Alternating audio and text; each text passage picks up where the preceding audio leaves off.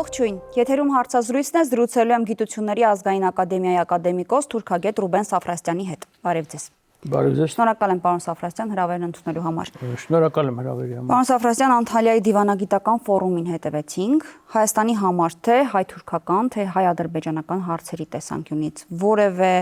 շահ առաջ տանելու հնարավորություն մենք կարողացել ենք ստեղծել կամ բացել։ Ինչ վերաբերում է հայ-թուրքական հարաբերություններին, ապա ես կգնահատեի հետևյալ առումով, որ մթնոլորտն է բարենպաստ կարծես թե եղել հայտարարությունների մակարդակով, նույնիսկ թուրք լրագրողների հարցերի առումով մթնոլորտը կարելի ասել, որ բարենպաստ էր հայ-թուրքական հարաբերությունների հետագա գործընթացը, որ գնա առաջ։ Հայ-ադրբեջանական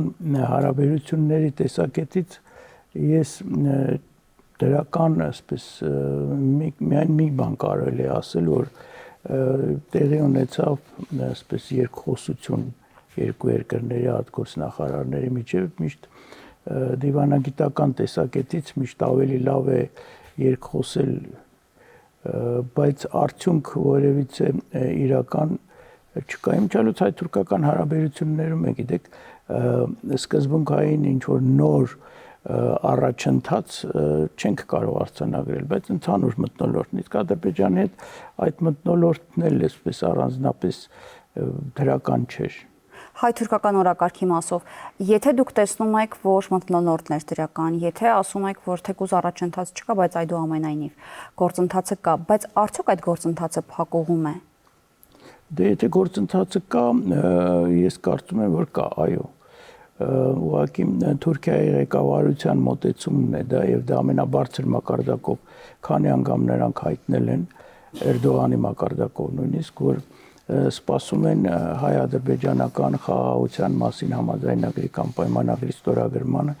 միայն դրանից հետո որոշակի քայլեր կձեռնարկեն Հայաստանի հետ հարաբերությունները կարգավորելու տեսակետից։ Եվ նրանք այդ մոտեցումը, որ ձևակերպել են, պահպանում են այդ մոտեցումը եւ այս ֆորումը Անտալիայի այդ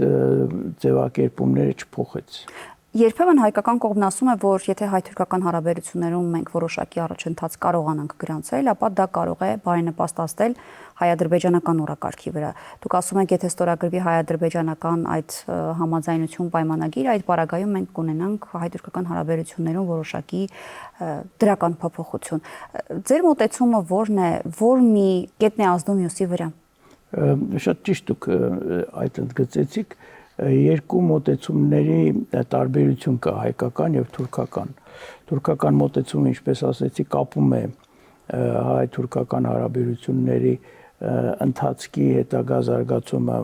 հայ-ադրբեջանական հարաբերությունների հետ, հայկական կողմը, ինչպես հայտարարել է արտգործնախարարը, հույս ունի, որ եթե հայ-թուրքական հարաբերություններում կարգավորման գործընթացը առաջ գնա, դա դրական ազդեցություն կունենա հայ-ադրբեջանական հարաբերությունների վրա, այսինքն մենք տեսնում ենք երկու կողմերի տարբեր մոտեցումներ։ Շատ կարևոր հարց եք բարձրացնում։ Ես կարծում եմ, որ եթե Թուրքիայի ղեկավարության այդ որոշումը չլներ, որ ես ասեցի, եթե Թուրքիան որոշակի ավելի այսպես իրական քայլեր ձեռնարկեր Հայաստանի հետ հարաբերությունների կարգավորման տեսակետից, դա դրական ազդեցություն կունենար Ադրբեջանի դիրքորոշման վրա եւ նա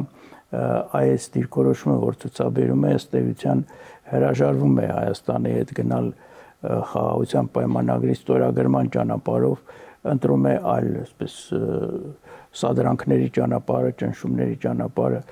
Ես կարծում եմ դա այդպես չէր լինի։ Պարոն Սաֆրաստյան, իսկ համաձայնությունը, որ հայկական եւ ադրբեջանական կողմերը կարողացան ձեռք բերել տեքստի առնչությամբ, դա որևէ կերպ ոչինչ չի փոխում Թուրքիայի մոտեցումներում։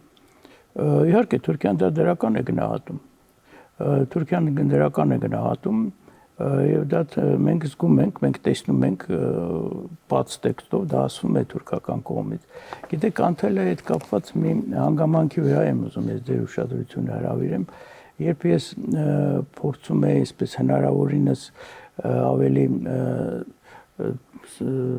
լայնածավալ, այսպես վերլուծել թե թուրքական կողմի մոտեցումները ոչ թե պետական պաշտոնյաների, այլ մամուլի առումով շատ հետաքրքիր մի այսպես մոտեցում ես հանդիպեցի, դա CNN Թուրքի կողմից ի հայտ եկավ, երբ նա տեղադրեց հարցազրույցը Արարատ Միրզոյանի հետ, մեր արտգործնախարարի հետ, վերնագրել էր այդպես. Հայաստանը շատ կարևոր հայտարարություն է անում եւ մեջբերում էր արել մեր արտգործնախարարի հարցազրույցից, որը հետեւյալն էր, որ Ադրբեջանը չի ցանկանում ստորագրել պայմանագիր։ Եվ սա Իսկ իրենք շեշտադրումն արել էին, որ ադրբեջանական կողմն է խնդիր առաջացնում, ոչ թե հայկական կողմը, եւ դա Թուրքիայի CNN Թուրքը։ Եվ ամբողջ այդ հարցազրույցը հենց այդպես էին վերնագրել։ Իսկ բանագնացի հայտարարությունը, որը մեջբերում էր անում այն մասին, որ ադրբեջանական կողմից այդ սահմանադրության փոփոխության հարցին է առնչվում, ասելով, որ նույնիսկ Հայաստանի վարչապետն է խոսել սահմանադրական փոփոխությունների մասին եւ իրենք հույս ունեն, որ դա կիրականանա։ Սա ինչի մասին է խոսում։ Արդյոք մեր սահմանադրության փոփոխությունը նաեւ թուրքական օրակարգի որոշակի հատվածում է տեղավորված։ Գիտեք, այս տասնյակ տարիների ընթացքում, որ ես առնչվել եմ թուրքական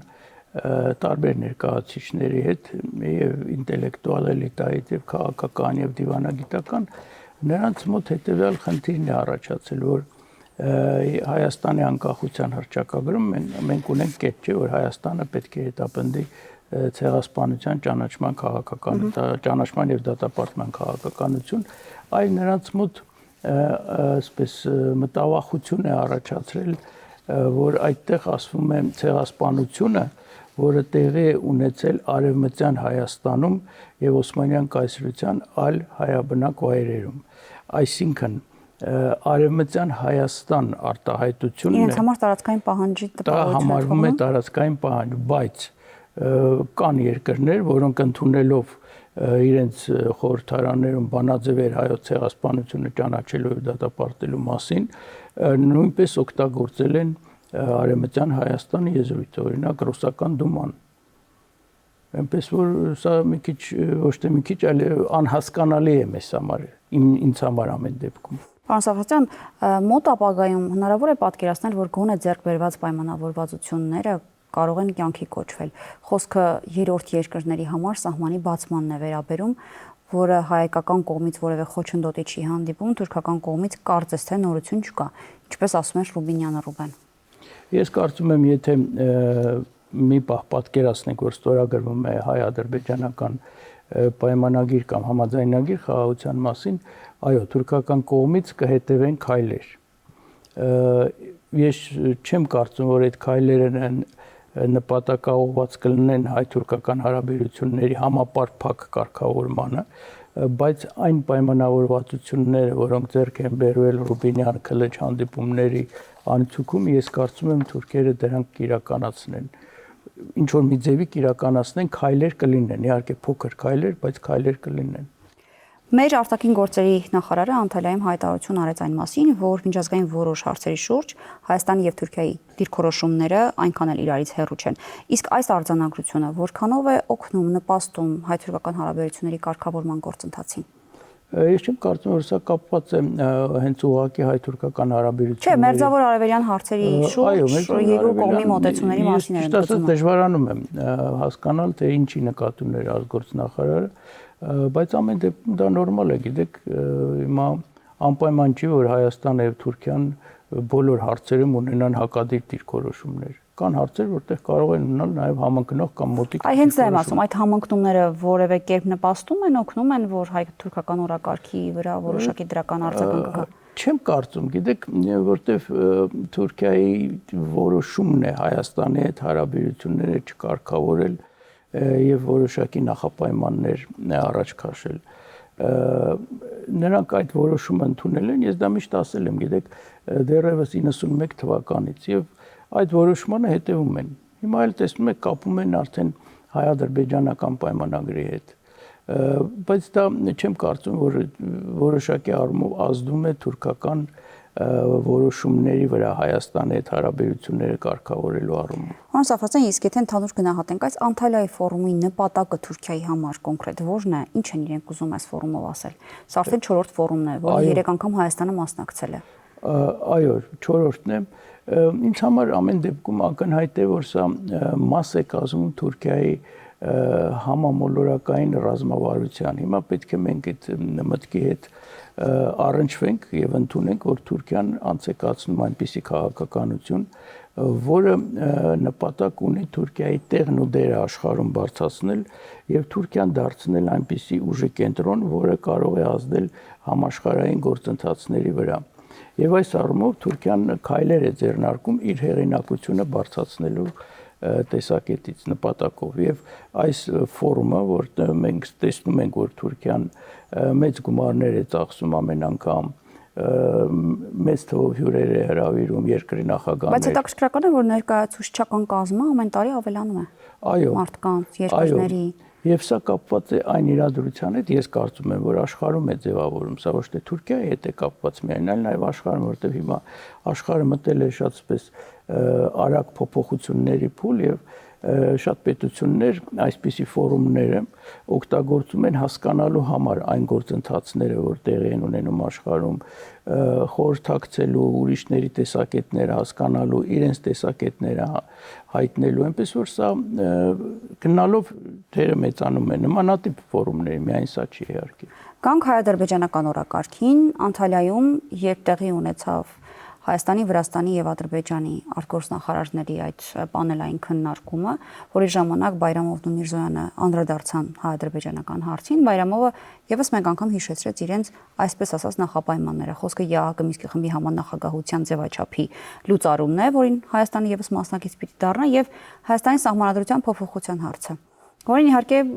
Միրզոյանը պատասխանեց այն կերպ, ինչ հայկական կողմը մշտապես պատասխանում է։ Թուրքիայում սրա մասին եւս մեկ անգամ հիշատակել է։ Նպատակ ունի։ Գիտեք, ադրբեջանական դիվանագիտությունը այսպես դասական դիվանագիտություն չի, որ հիմնվի այսպես տրամաբանության վրա, ուղղակի նրանց համար հարթակ էր պետք մեկ անգամ եւս այն ասել, ինչ որ բազմիցս ասվում է եւ մենք լսել ենք։ Այնպես որ ես այստեղ որևիցե այսպես հատուկ նպատակ Ադրբեջանի արտգործնախարարի կողմից չեմ տեսնում։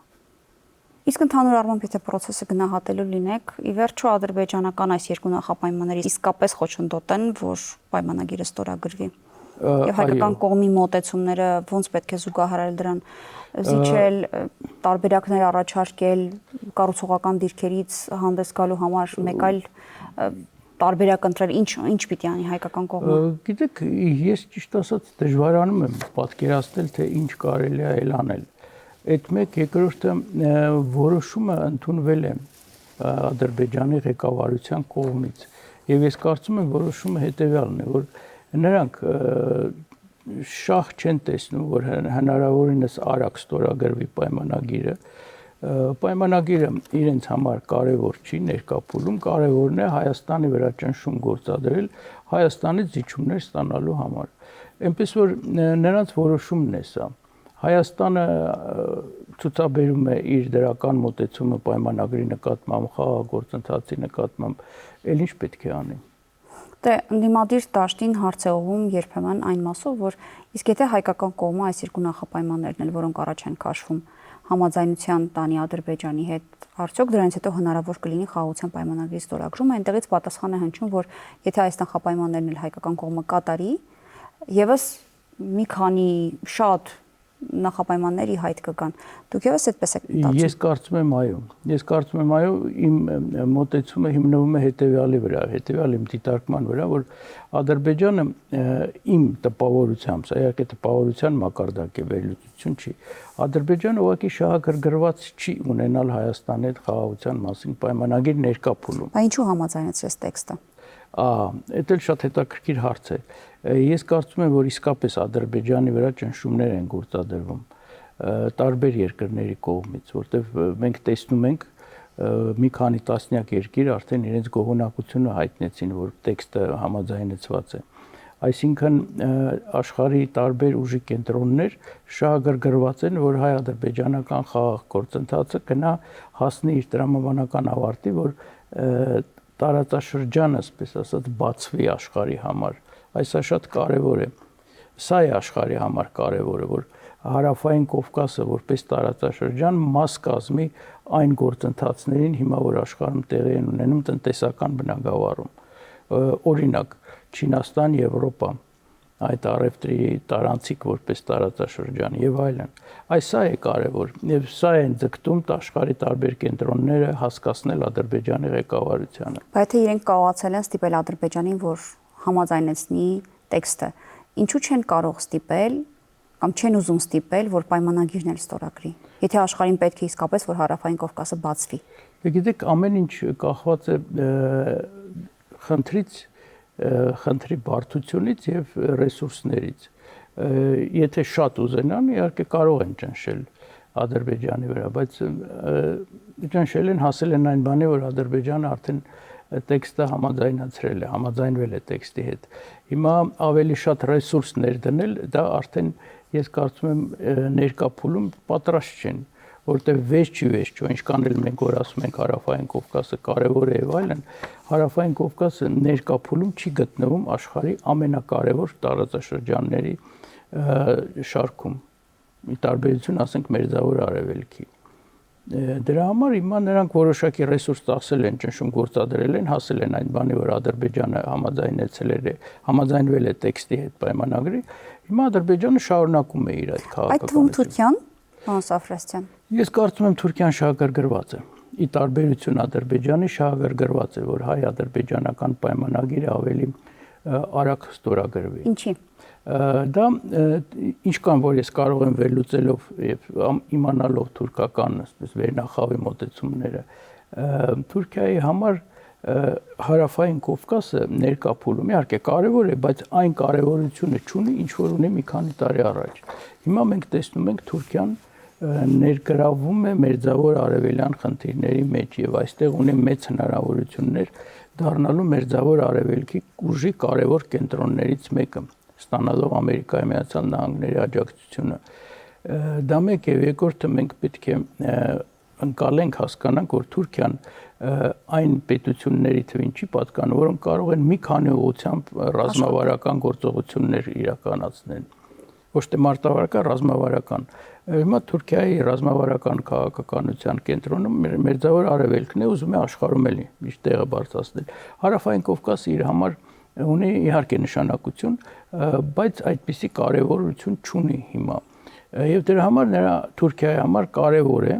որ հայ-ադրբեջանական պայմանագիրը ստորագրվի եւ ֆիքսի այն վիճակը, այն ստատուս կվոն, որ հիմա կա, որը Թուրքիայի գնահատմամբ իրենց համար ավելի բարենպաստ է, քան մի քանի տարի առաջ էր, մինչև հայ-ադրբեջանական վերջի պատերազմը, մինչև Արցախյան վերջի 44 օրվա պատերազմը։ Այսինքն նրանք հետեւյալ կերպ են մտածում. ֆիքսենք այն ինչ որ կա, որը հիմա ավելի լավ է, քան թե մի քանի տարի առաջ էր, հետո կմտածենք արդեն երբ որ ուրիշ գործերը մեր ավարտենք, կմտածենք այստեղ մեր դիրքերը ավելի ուժեղացնելու մասին։ Ես կարծում եմ սա է թուրքական արտաքին գործերի նախարարության ղեկավարության մոտեցումը։ Իսկ Ադրբեջանը չի ուզում ֆիքսել այն իրադրությունը, որը հիմա կա, դրանից ավելին է ցկտում հասնել։ Սա իրենց մոտեցումը։ Այո, որտեղ Ադրբեջանը կոնկրետ իր համար խնդիրներ է լուծում, Հայաստանից մի բան էլ փոկել։ Լավ, իսկ ինչ խնդիր է Ադրբեջանը լուծում վերջին շաբաթներին ապատեղեկատվության տարածմամբ սահմանային կրակոցների վերաբերյալ։ Մեր պաշտպանության նախարարությունն ասում է, անկանոն է լարվածությունը, եթե այն աստիճան լինի, որ հասարակության անվտանգության սպառնա դրա մասին բնականաբար տեղյակ կպահվի հասարակությունը, եւ մյուս կողմից էլ ասվում է, որ կուտակումներ չկան, չնայած մամուլում տարբեր հրապարակումներ ոչ հիմնավոր հրապարակումներ, գոնե սկզբնաղբյուրի տեսանկյունից ոչ հիմնավոր հրապարակումներ կան, իբրև սահմանային կուտակումներ կան։ Ինչ խնդիր է այս պահին լուծում Ադրբեջանը։ Ինձ շատ բարդ հարց եք տալիս, որտեղ ես Ադրբեջանի քաղաքականության մասնագետ չեմ, ուղղակի տպավորությունների մակարդակովից մոտ տպավորությունը հետևյալն է, որ Ադրբեջանը բազմիցս հայտարարել է եւ հայտարարում է, որ Հայաստանը ձգտում է ռևանշի։ Հայաստանը արագ տեմպերով զենք է գնում, ուժեղանում է, միլիտարիզացված պետություն է դառնում եւ այլն։ Եվ դա պետք է ինքը փորձի հաստատել, միայն այդպես հայտարարություններով չէ, եւ դա փորձում է հաստատել այն բանը, որ իբր թե Հայաստանը, այսպես ասած, անընդհատ սահմանի վրա սադրանքներ է իրականացնում, կրակում է Ադրբեջանի դեմ։ Ես կարծում եմ, սա է նպատակը։ Իսկ որևէ խոչընդոտ ունի այսօր Ադրբեջանը հարձակվելու համար լայնամասշտաբ կամ որևէ լոկալ գործողություն իրականացնելու համար դիցուկ Թուրքիան կարող է ինչ-որ չափով խոչընդոտել, որ Ադրբեջանը ինչ-ինչ գործողությունների գնա, եթե նույնիսկ դրա ցանկությունն ունի։ Ես կարծում եմ, գործը դրան չի հասնի, որ Ադրբեջանը ցանկություն ունենա Թուրքիան խոչընդոտի։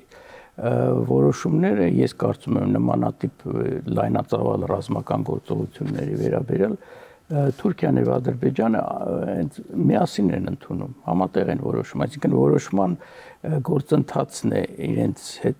իրենց համար կարևոր, ոչ թե արդյունքը, որ նրանք մի բան որոշեն առանձին, հետո մյուսը միջամտի։ Եվ այս առումով ես ինչպես ասացի, Թուրքիան ներկայումս շահագրգռված չի, որ հարավային Կովկասում որևիցե լուրջ հակամարտություն լինի, պատերազմ լինի, որ ինքը Մերձավոր Արևելքը թողնի այստեղ ներգրավի, հասկանում եք։ Հիմա Թուրքիային սա պետք չի, այն խնդիրներն է ինքը լուծում, որ իր համար շատ կարևոր են, որտեղ եթե ինքը հաջողությամբ պես ամեն ինչի տակից դուրս գա կապված Սիրիայում, բարդ է, հիմա Իսրայելի հետ են Թուրքիայի հարաբերությունները լարվում։ Ինքը կդառնա աշխարհում շատ ավելի հեղինակավոր պետություն, հենց դրան էլ իրենք ձգտում են։ Դե Թրամփն ասաց, որ միջնորդ կլինի, որպեսզի Թուրքիան իր հարաբերությունները կարողանա հարթել ինչ-ինչ երկրների կամ երկրների ղեկավարների հետ։ Թրամփ իմիջիալոց ես կարծում եմ, որ ամերիկացիները Թուրքիային կարտ բլանշ են տվել այս քաղաքականության համար Մերձավոր Արևելքում, Սիրիայում։ Եվ Թուրքիան էլ մեծ ուրախությամբ դա վերցրել է եւ իրականացնում է։ Գիտեք, մի փաստ, որ մեզանում դա քիչ է հնչում, Թուրքիան ունի աշխարհում ամենամեծ դիվանագիտական թվաքանակով ծառայություններից մեկը եւ շատ մարդ են աշխատում արտգործնախարարության համակարգում եւ շատ երկրներում ունեն ներկայացություններ, համարյա բոլոր երկրներում աշխարհի։ Այդպիսի պետություններ քիչ կան։ Շնորհակալ եմ զրույցի համար։ Շնորհակալ եմ հրավերի համար։ Զրուցակիցս Ռուբեն Սաֆրասյանն էր։ Կհանդիպենք։